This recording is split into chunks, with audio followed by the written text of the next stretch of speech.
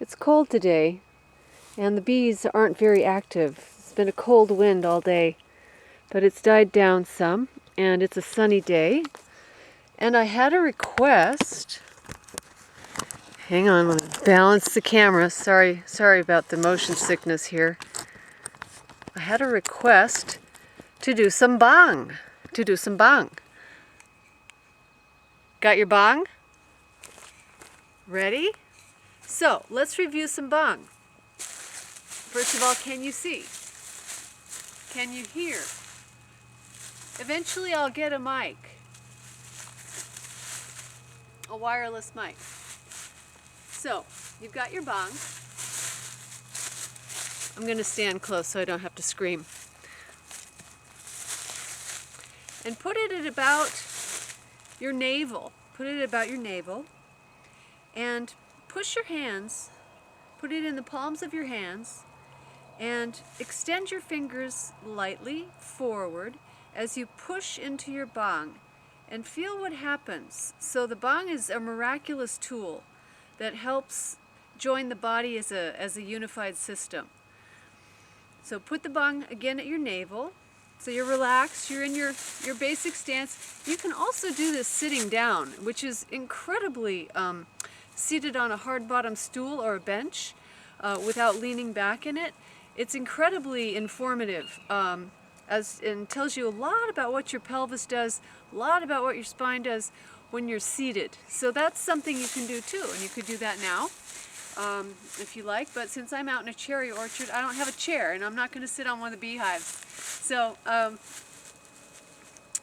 you've got your bang, and you extend your hands, and you push into the bang, and it should just naturally go forward as you begin to go away from it. So there's like a balancing of forces. As you send force into the body of the bang, it goes forward and you go back, but there's an equilibrium because you're also going down. You're also going down. How far down? If you glance down at your feet, you want to be able to see. Oh my God. You want to be able to see. I'll show you next time. You want to be able to see your toes. You want to be able to see your toes when you glance down. So if your knees have gone beyond your toes, no good. You want to see your toes if you look down at your feet. So you should feel quite straight. You can imagine that your spine is like the bang, straightening out. Your head is up, your tail is down, you're not tucked, you're not sticking out. Everything is just dandy. So, where do we go from here? Let's just start making a simple circle in the plane of the wheel.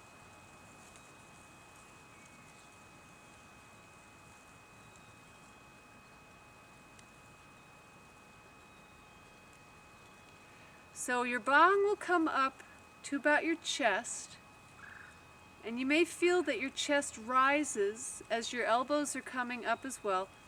Then as you go forward, correspondingly your spine will start to round and soften a bit backwards. The chest hollows out, the chest rises, the chest hollows out and sinks because your arms are dragging your sternum and communicating through your skeleton what to do by the movement of the bang.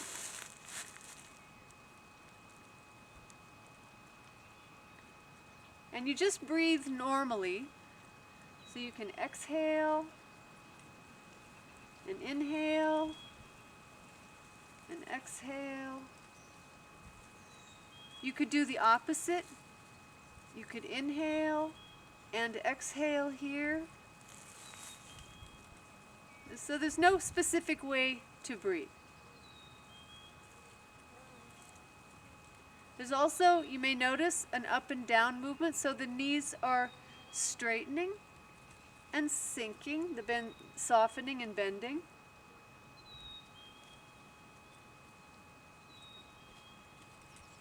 So you're changing levels.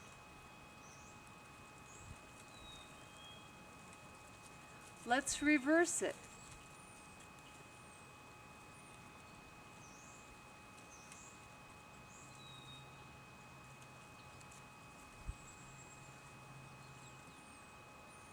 Check your feet. Make sure you haven't bent your knees too much.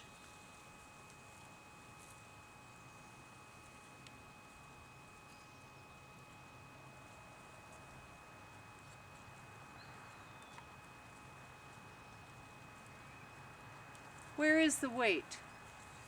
For right now, keep it in the middle so that you can feel your center line. For right now, just keep it in the middle so you can feel your center line. I know that that's double weighted, but sometimes it takes a little bit of being double weighted to figure out, for one hip to figure out exactly what it's doing.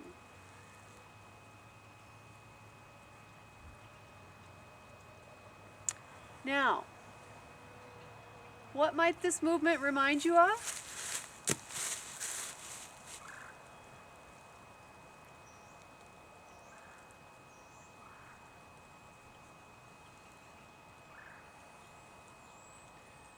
Yes, the very introductory moves of the form.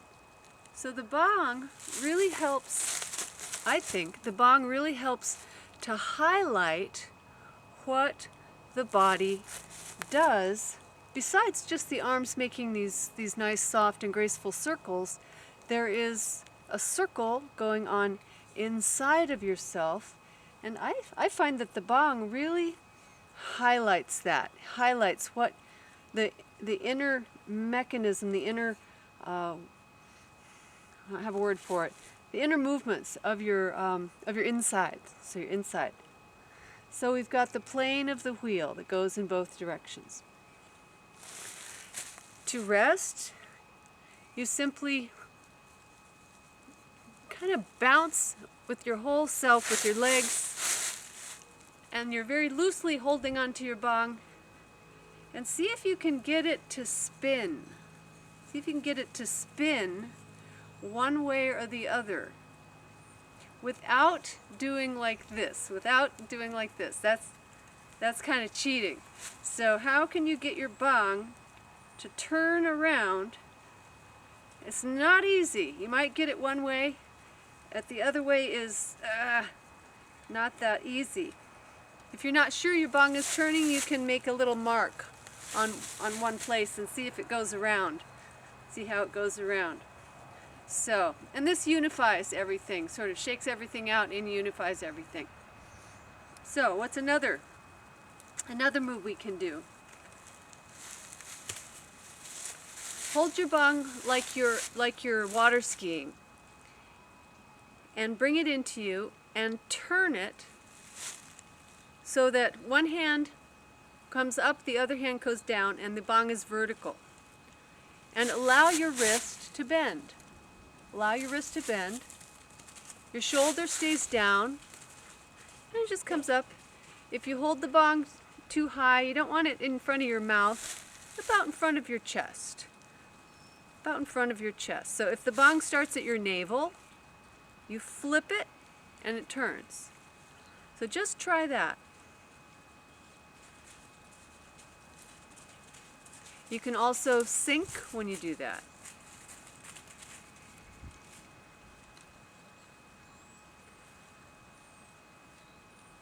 Try the other side, which means the other wrist is going to bend towards you. You could think of this hand pushing the lever of the bong to point at the ground. And you're holding in a comfortable grip. You're not gripping. You don't want to hurt your wrist or your tendons or give yourself carpal tunnel with practicing bong. So now what can we do with this? Well, from here, if you extend your wrist forward, you can then make a circle and bring the lever of the bong so that it's level with the ground. And with the other hand, it slides around and, oh, there you are on the other side with the other end of the bong up. Then extend the wrist. Now what does that do to your chest? What does it do to your back? What does it do to your quad? What does it do to your, where else might you feel this movement translating? Very soft wrist, soft grip. So you're winding the bong. You're winding the bong. And there is a bit of a turning that will make this movement make more sense. So, if you're holding the bong and you flip it so that your left hand is up, as you wind it, you turn a bit to your right. Then you come back to the middle and you're facing forward. Then you push the bong away from you and you turn to the left. Then you come back to the middle, to the right, to the left, to the right, to the left. I'll start screaming. To the right, to the left. And your weight is also going to the right, to the left, to the right, to the left,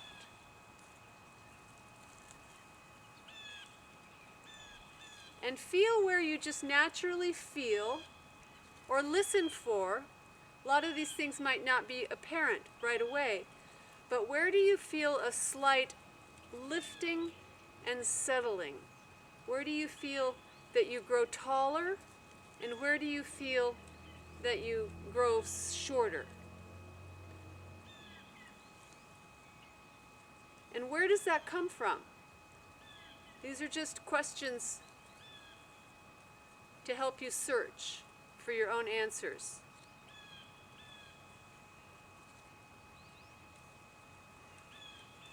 Now, if you imagined that this bong, that you had to move it through a thick liquid, like honey, very appropriate, like honey, some other quality of movement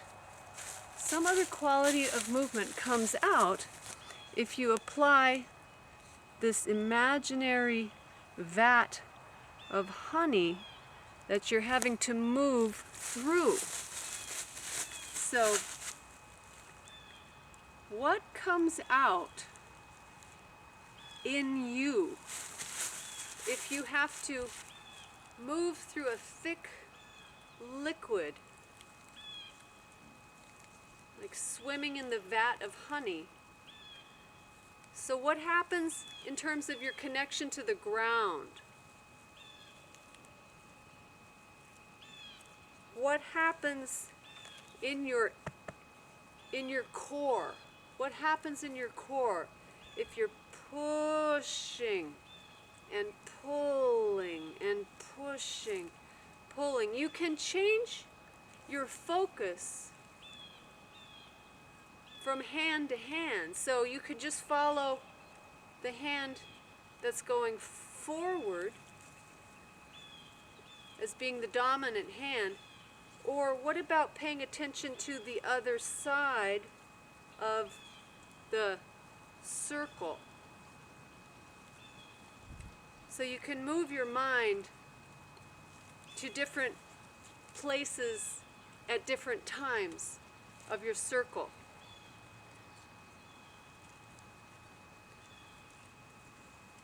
And your breathing is easy and free.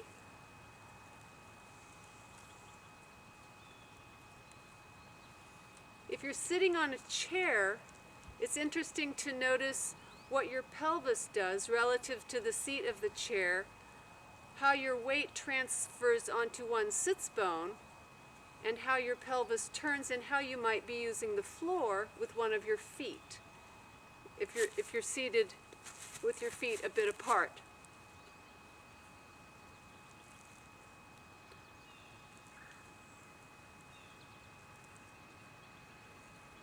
Now there is an exercise in Qigong, rubbing the ball.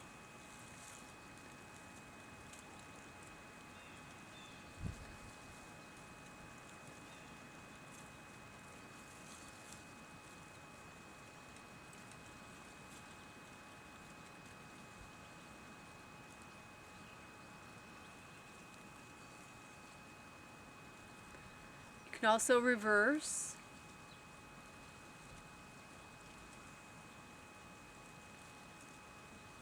You can have one arm dominant, one hand dominant, like you're reeling something in.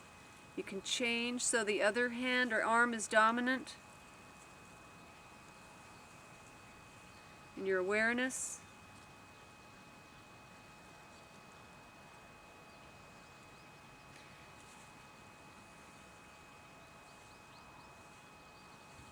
So what's going on inside?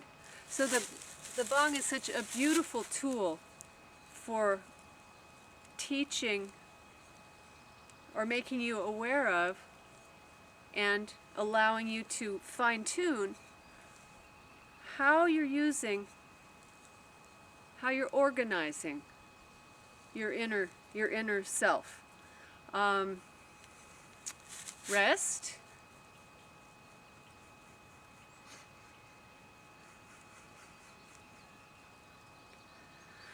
And what's another one we can do? We can take this circle, again, the first circle we did, in a basic stance. You can see, okay, sit down and take a basic stance, and you can make a circle here with a little bit of a turn.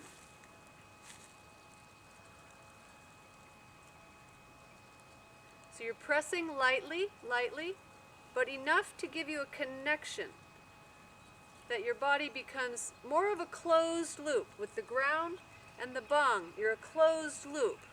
We're open here, so we want to keep this floating skywards. But everything else is a closed loop. One system working together.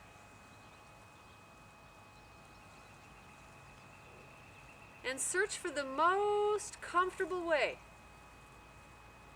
Don't go as far as you know that you can.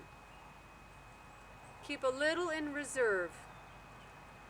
In other words, don't go past your foot. Don't overcommit. If you overcommit in Tai Chi, I basically guarantee you probably do it other places in your life too. So this teaches you prudence.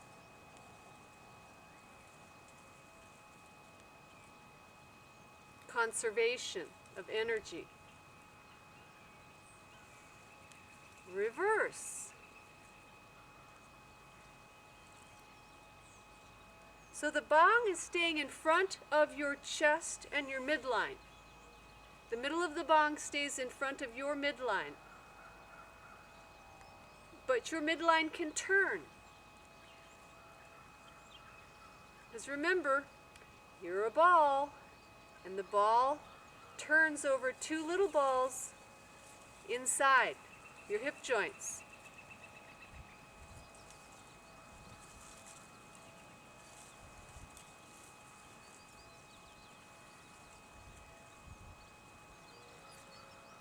Feel when the chest gets narrow and when it gets wider.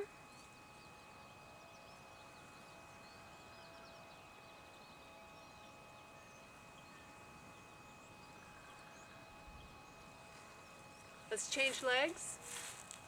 So sit down, take a comfortable stance, sit down on your back leg, and it's a bit like rowing. Row. When you extend the bong forward, you're also extending back to keep that harmony so you don't overcommit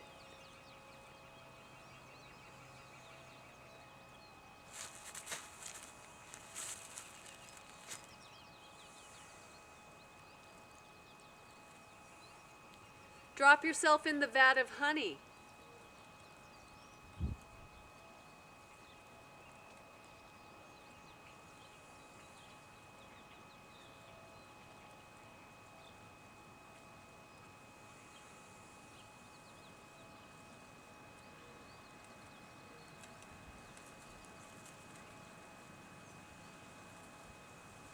Reverse.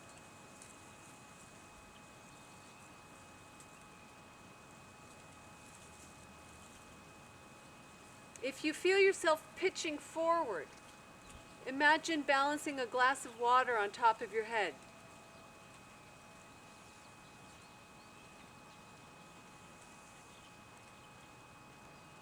And it helps if you look at your horizon. If you look down and up, like I do a lot, I know, your head is going to go with you, and your head is going to follow your eyes, and your heavy head is going to drag your skeleton around. So, keep your eyes level, and that will help you stay straight. That will help your head stay upright. Sometimes we do look down, but not as a rule.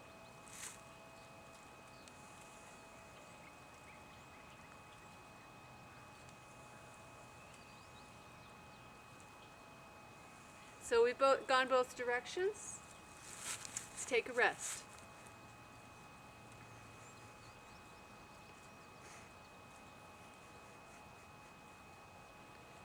Now, we could also take that same rowing circle in a horse stance. So, sit down on your horse, comfortable, whatever you're comfortable. Also, you can sit in a stool and widen your legs sitting on a stool.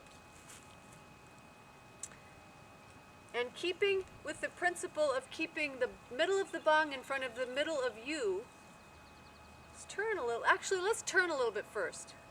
Sit down and turn until the end of your bong reaches your knee and your hand is over your foot. Then turn the other way until you reach the other knee and foot. So the bong stays level, and you, as this ball, you're spinning,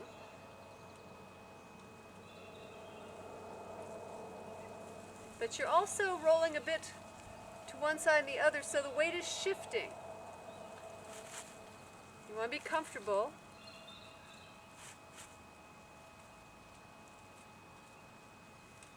It's like measuring.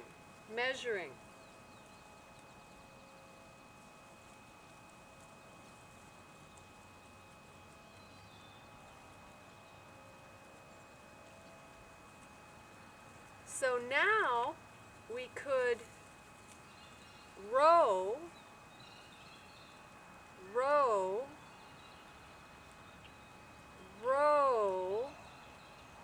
push into your bong so you can feel what your back does. Row. And what is this like? Here. Tying the coat.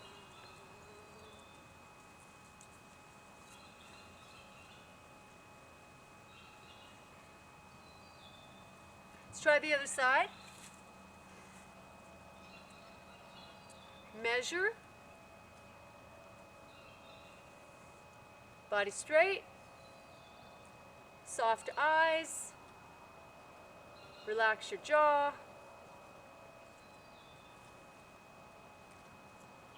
And turn inside.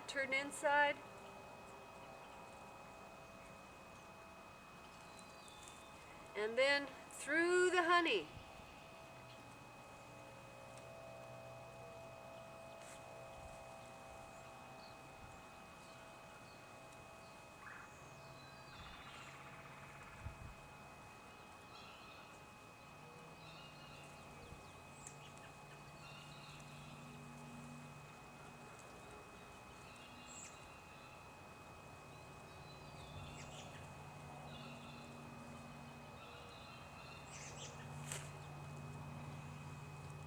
Draw a circle in the plane of the wall, in the plane of the clock.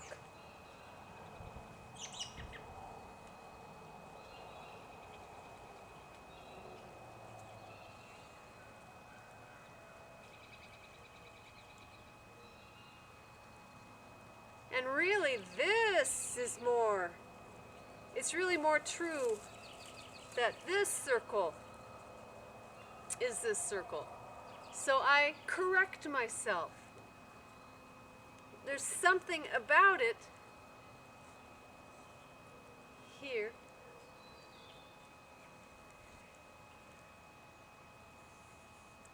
But there's also something about it here. It's hard to describe.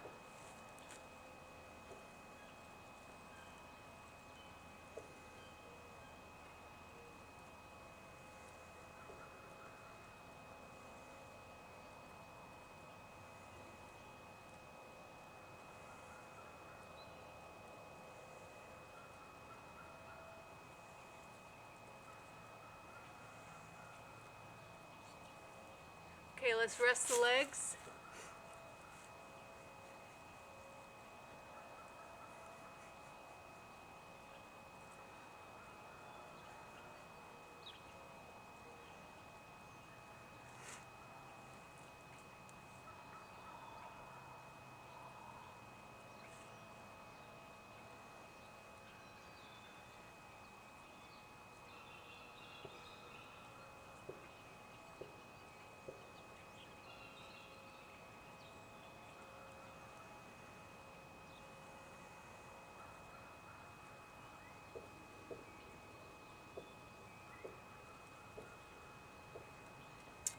Okay, let's do